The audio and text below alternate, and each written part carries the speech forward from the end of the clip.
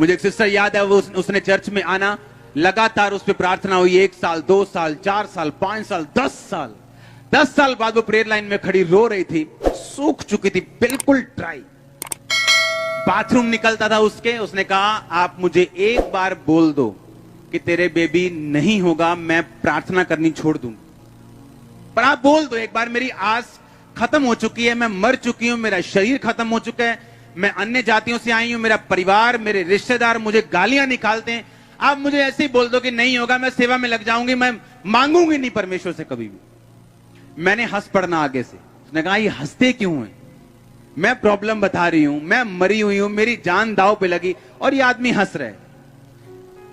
उसने जब last line बोली, उसने कहा, अब डॉक्टर हाथ खड़ा कर चुके हैं, वो मुझे बोल चुके, तेरे बेबी नहीं हो सकता क्योंकि तेरे नीचे सारा कुछ गल चुका है, बाथरूम लगातार लीकेज होने के कारण, यूट्रस प्रॉब्लम के कारण, ट्यूब प्रॉब्लम के कारण नहीं हो सकता, बुढ़ापे में एंट्री चल रही है, कुछ नहीं हो सकता। और मुझे हंसी आ गई। मैंने कहा, जब अब तूने कहा है ना नहीं, अब परमेश्वर करेगा।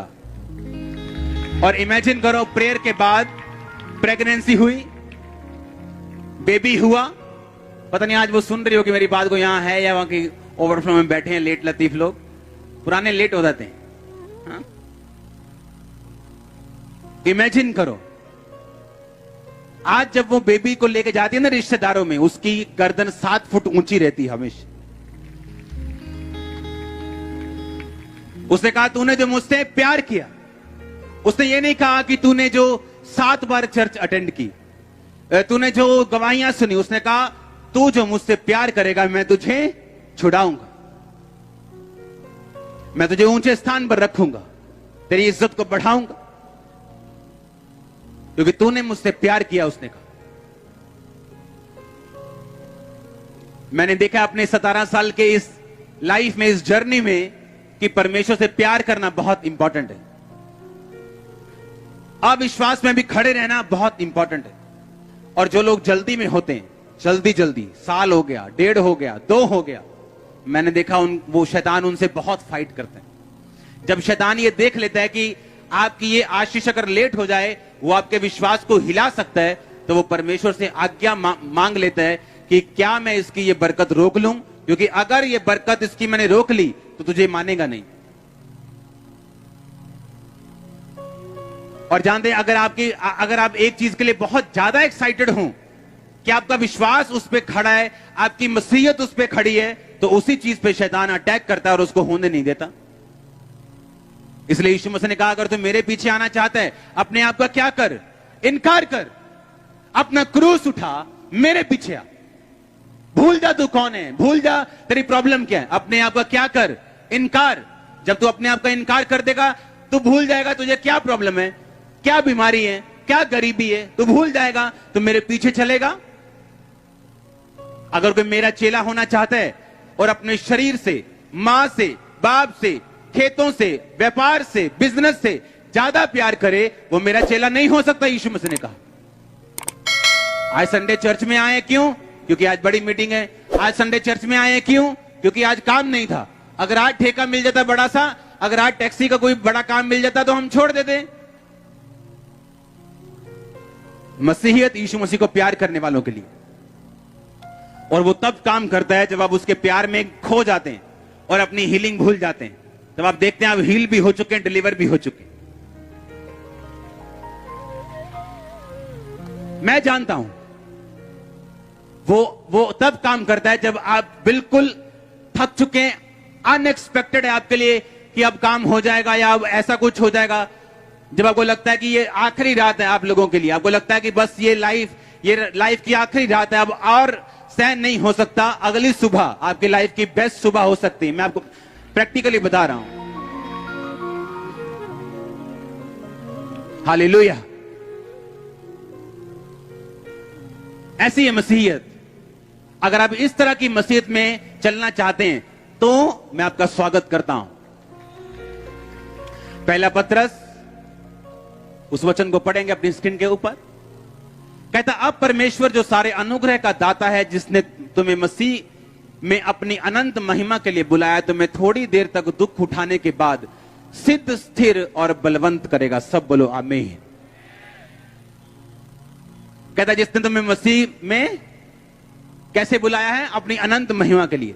थोड़ी देर तक तुम्हें दुख उठाने के बाद तुम्हें सिद्ध भी कर देगा, स्थिर भी कर देगा और बलवंत भी कर देगा। हालेलुया।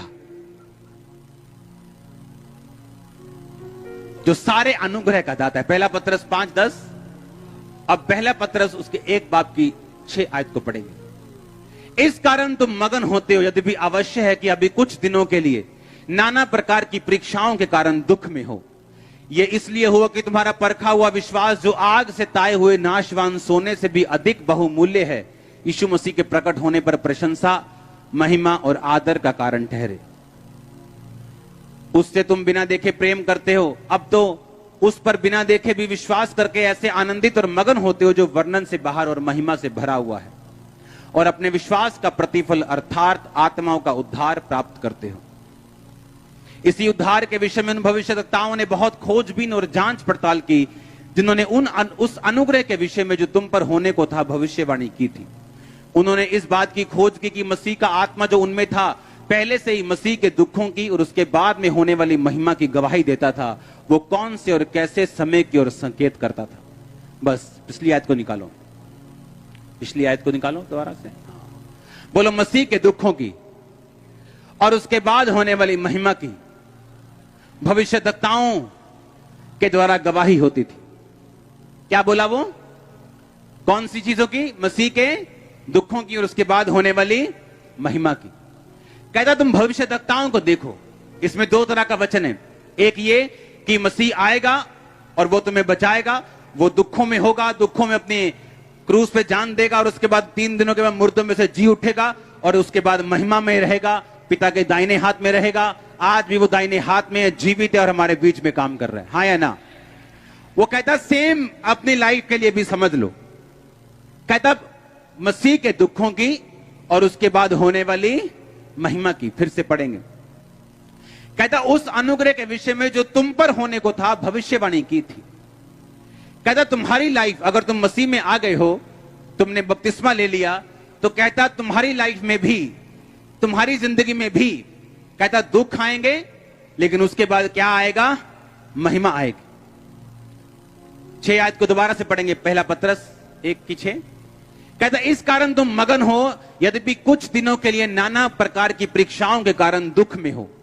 कहता ये इसलिए हुआ कि तुम्हारा परखा हुआ विश्वास, जो आग से ताए हुए नाशवान सोने से भी कहीं अधिक बहुमूल्य है, यीशु मसीह के प्रकट होने पर प्रशंसा, महिमा और आदर का कारण ठहरे।